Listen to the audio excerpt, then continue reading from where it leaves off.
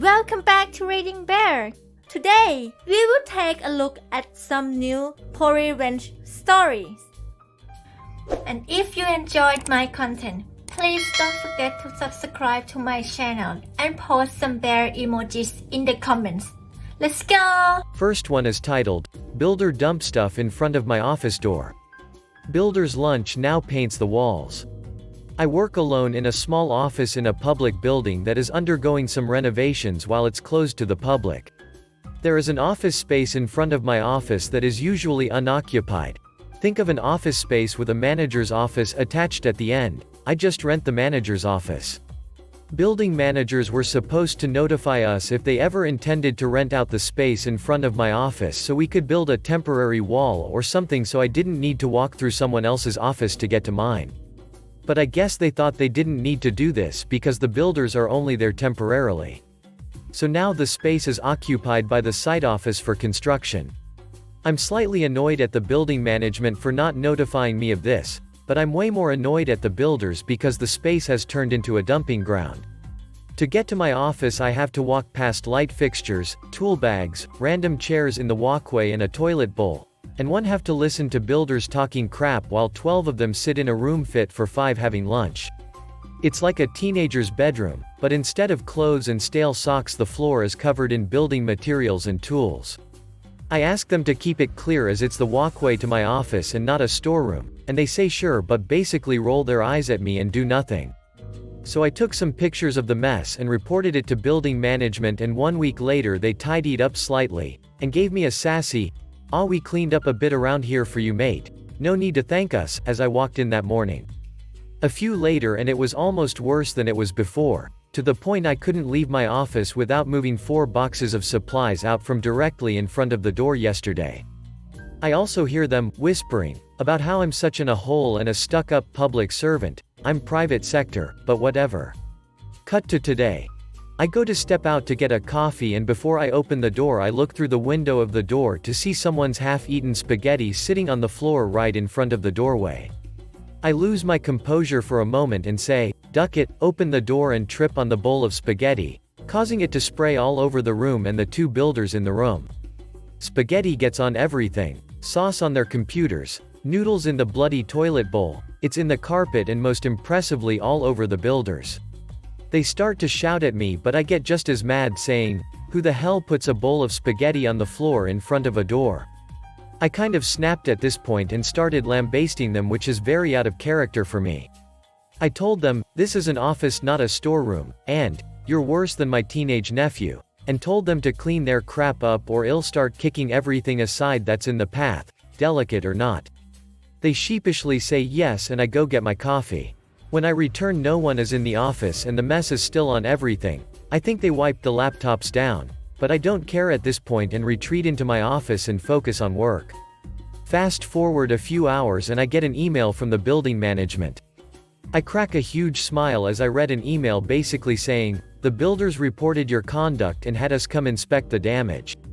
However, we noticed the unacceptable amounts of mess in the office space had not been cleared up from the last time we asked them to, and they admitted the food was placed on the floor in front of the doorway, so we expect them to clean up the mess, pay for cleaning and place no blame on you in this case. If the mess comes back call us directly, as they are on their last warning from a few other incidents in the building." It was a longer and more official email, but you get the point. So now I'm occasionally looking through the window on the door while builders crawl around on their hands and knees scrubbing spaghetti out of the carpet. I'm not proud of losing my cool and handling things the way I did, but I won't deny that it worked, and it felt really good. Next one is titled, Park Your Car, Blocking My Exit? I'll Get You Towed. This happened about 5 years ago when I moved into a wheelchair-friendly unit. I'm a 29-year-old, disabled female in a wheelchair. The unit complex I live in has 20 units upstairs and down, but only half of the tenants have assigned parking. I have a car space but this neighbor didn't. It took a while for tenants to get used to this. It was a brand new complex, and the tenants all moved in at the same time, but one of them, let's call him Richard, either didn't get it or didn't care. He would constantly park in my car space, and every time I confronted him about it, he claimed not to know, but he'd park there anyway. I informed the landlords about this, and they sent out constant letters until he finally got the message. But did he park on the street? Nope. He started to park his car along the driveway, sometimes blocking my exit.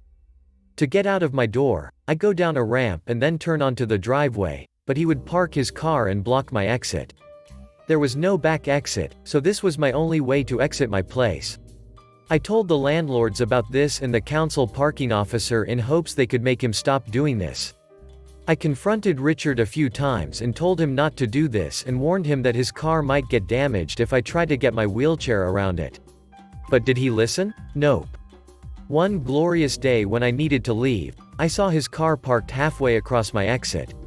There was just enough room for me to get around, but I knew I would scrape the side of his car with the side of my power wheelchair if I tried to get around it. I had two options: stay home and miss my appointments or try and get around his car. I went with option B before you have a go at me for damaging his car. It was an old, beat-up tin can that already had some scratches on it. What's one more? When I got home, his car was still parked there. So, I called a tow truck company and told them there was a car parked illegally, blocking access to my home. I don't like using my disability to my advantage, but I'd had enough. The call went something like this. Me. Hello?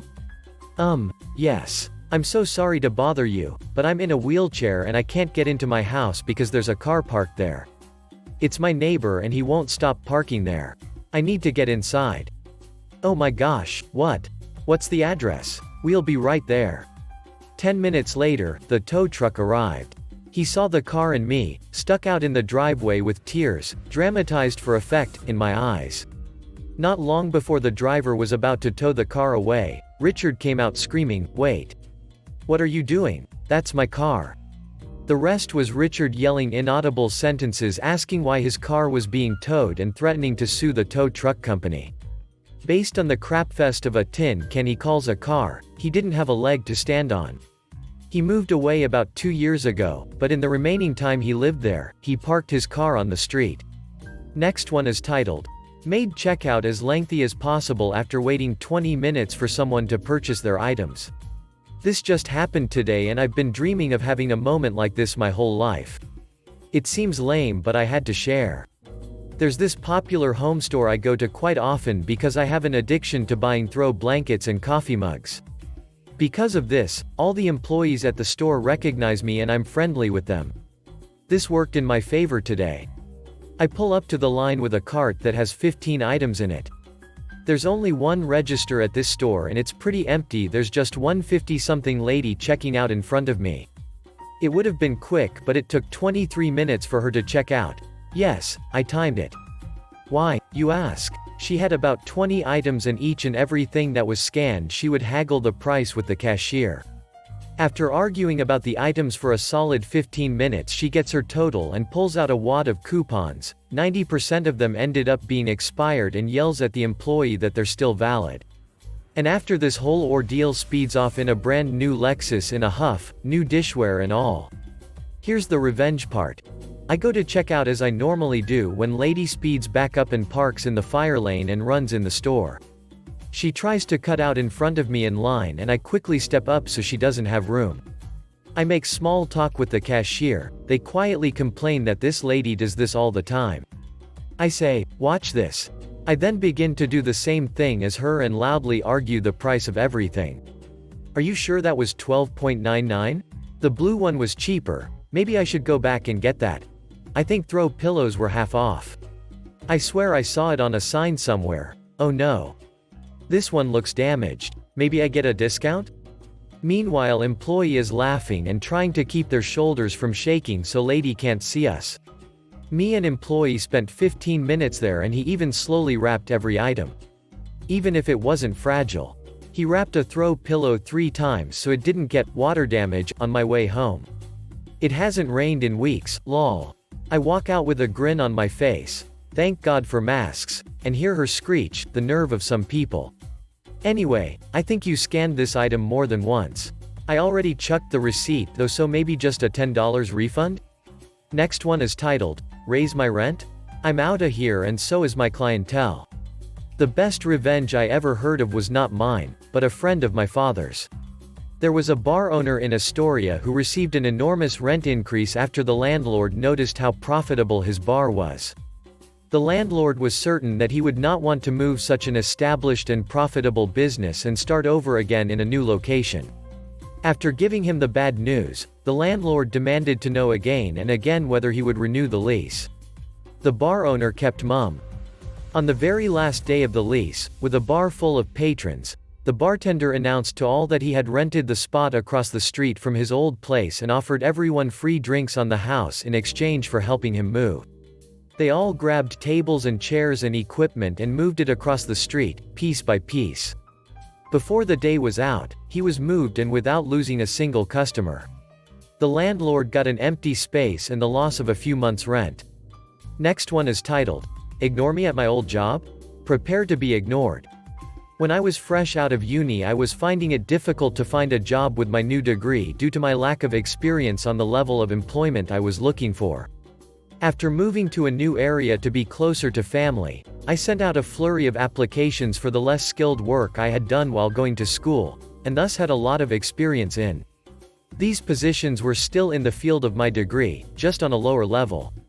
I immediately had several interviews lined up and ended up taking a position in a company that was close to my home and seemed to have opportunities for professional growth in my chosen field. Upon starting my new job, it immediately became obvious that there was a core group of 6 to 8 women who were very cliquey and, as it turned out, would sometimes be bullies toward those not in the crowd. The first few days they were nice enough, not warm, mind you, but professional, at least. I figure they were feeling me out to see what kind of person I am. Then one day came the test. I don't remember the exact details because this was about 8 years ago. But one of them said something intentionally abrasive and insulting to me, presumably to gauge my reaction. I remained calm, as always, and basically just gave crap right back to her, in a tone and manner that was not confrontational but firm, letting them all know I was not the easy mark they were looking for. They made a couple more weak attempts to get under my skin, but couldn't get the reaction they were hoping for, so eventually they mostly ignored me. As my time in the department was approaching the 1-year mark, I began looking for a better position, and soon found one in the same company that was more in line with my career goals. It paid better and I didn't have to see any of the mean girls ever again, which was a bonus. After working at this new level for another year, this time in a management position, things were going really well. But I knew I now had more bargaining leverage after a year of management experience, and began looking for an even higher position elsewhere. It wasn't long before I was offered and accepted a job at a rival company that paid about 2/3 more than I had been making and also represented an upward move in my career. Roughly 2 years later, I was interviewing applicants for a couple of openings in my department. My assistant called the next interviewee in, and guess who walked in to try and get a job under me? Not only one of the mean girls, but one of the worst of the bad bunch. I had witnessed her and her friends run off at least 2 other employees at my old position, and there was no way in hell I was going to invite that kind of poison into my department. The look on her face when she saw me was priceless, and inside I was smirking. But on the outside, I expressed surprise to see her. I actually was. Interviews were set up by our HR department along with my assistant. I greeted her warmly, like an old friend, and she visibly relaxed. We chatted a bit and I learned that our old department had been outsourced, and the clique had been split up. Turns out my old friend was not happy with the new position she had been forced into and had actually quit without having another job lined up. I got the impression she was badly in need of a new job. Smiling and still treating her like an old friend, I told her we would be in touch in a manner that insinuated that she was a shoo-in for one of the openings I had. As soon as she was out the door, her resume and application went right into the waste bin. I had all but forgotten her when I got a call about a week and a half later. She was inquiring as to whether I had made a decision yet. Still being warm and friendly, which is actually my nature, I apologized and told her we had actually hired 2 people who had more experience, but if it was okay with her I would keep her resume and if anything else came up I would call her. I spent the rest of the day with a slight spring in my step and I couldn't wipe the smile off my face. I never saw any of them again, so with this being a smallish industry I'm assuming she told her other cronies what happened, because no one else from their clique ever darkened my doorstep again. Next one is titled, Man Calls Sister a Cripple, Dad Gets Ultimate Revenge. When we were younger, my sister spent a lot of time in a wheelchair on and off. Obviously, my dad needed to be able to park in the parking space right outside our house and closest to the curb. This was because 1. He wouldn't damage any cars when moving my sister from the car to the chair and vice versa. 2. It meant he didn't have to carry my sister very far and could just load her out and in really easily. My dad has Ms. 3. It made life easier. So anyway, our neighbor was a proper dick about it. He shouted at my dad every time he parked in this spot. They had this ongoing war for about 8 months. My dad took it all in his stride, until this man called my sister a ducking cripple. So my dad called the council to inquire how much it would cost to get the space made into a permanent disabled spot. Oh, my dad paid the money and got the space repainted to be a disabled spot, which also meant if the neighbor parked in it and was caught, he would be fined. We moved house 3 weeks later. To my knowledge, 15 years later and the spot is still there. Last one is titled, I will happily sacrifice a few Jelly Bellies to teach you a lesson. I am known to purchase the giant jar of Jelly Belly from Costco. Very reasonable price. I don't mind people coming in and shaking out a handful, but when somebody who badmouths me behind my back, always wants in on lunch runs but always promises to get us next time and therefore never actually pays, comes in and takes a whole mug full without asking permission, or even saying hi, and makes it clear that she hates me but loves the Jelly Belly supply, I had to take action. We are both early morning people, so there is usually an hour and a half with nobody but the two of us in the office, so I knew there would be no innocent victims. You can buy a box of the Jelly Belly game. It contains an assortment of beans that come in identical pairs. One has a good flavor and one flavor is horrible. Is that bean coconut or rotten eggs? Will you get soap, earthworm, booger, dishwater or booger?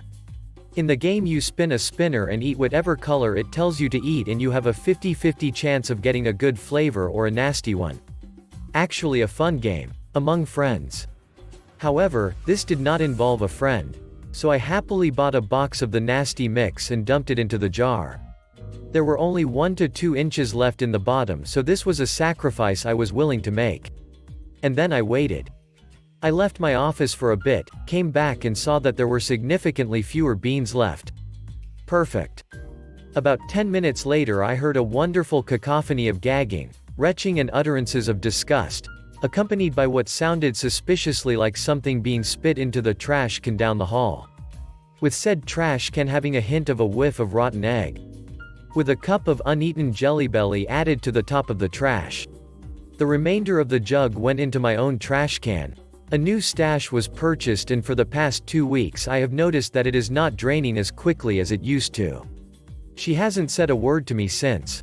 Not that she was actually talking to me before, but at least now she isn't mooching off of somebody she hates. Thanks for listening.